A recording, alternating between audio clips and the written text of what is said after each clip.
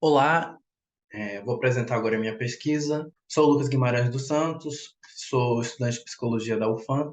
Primeiro, eu trago um trecho de um teórico importante da saúde mental no Brasil, que é o Paulo Amarante, teórico da reforma psiquiátrica brasileira e da saúde mental. Bom, para a gente pensar o projeto de saúde mental, né, a gente precisa pensar quais são as bases que estruturam essas políticas e essa lógica. A gente pode pensar em três eixos importantes, né? A urbanização e o eurocentrismo, né? Se tinha uma tentativa de transformar a paisagem urbana, né, de Manaus, do Amazonas, especificamente de Manaus, que era um apagamento enfim, da cultura local, indígena e ribeirinha, e a substituição dessa cultura por uma lógica de urbanização eurocêntrica, né? E para a gente pensar em modernidade e uma lógica de cidade, é necessário que se tenha uma instrução pública, não só educacional, mas em termos administrativos.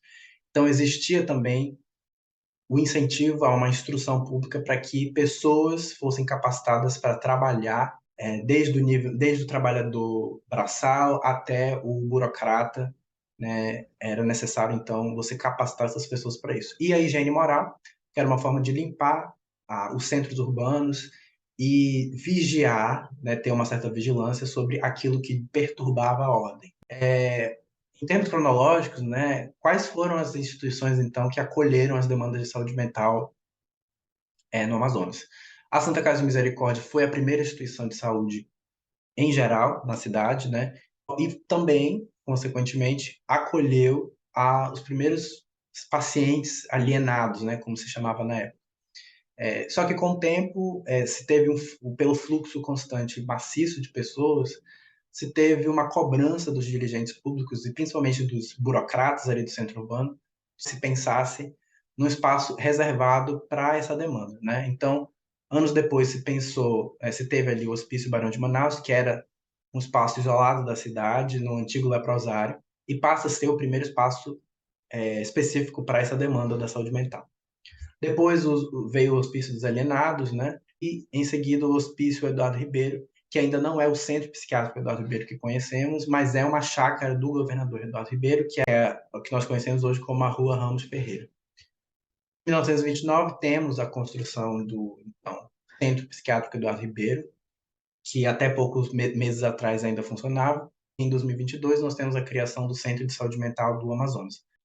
Quando a gente pensa, nas primeiras reformas desse aparato institucional, a gente pensa em duas figuras importantes, que é o Silvério Tundes e o Rogério Casado, dois psiquiatras que tiveram uma formação amazonenses, mas que tiveram uma formação em psiquiatria nas escolas do Sudeste, né, e trouxeram, depois de formados para o Amazonas, uma nova onda ali de mudança, né, de transformação, e propõem, nos anos 70 e 80, as primeiras reformas dentro dessas instituições. Então, temos aqui algumas delas. Então, e qual foi a linha do tempo, então, após essas transformações que foram feitas nos anos 70 e 80?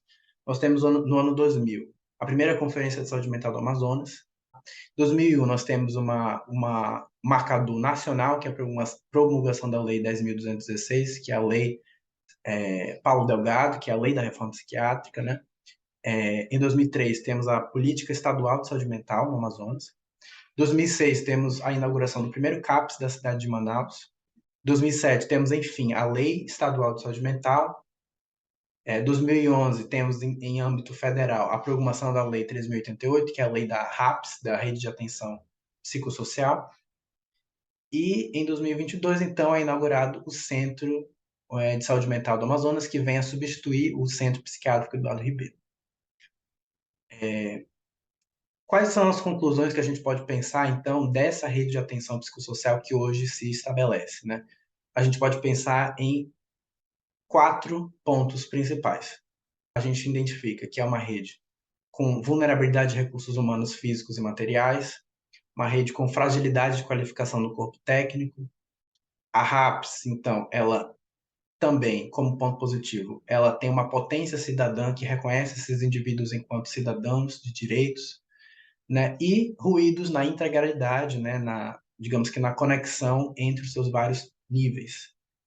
Aqui são as referências do trabalho. Muito obrigado.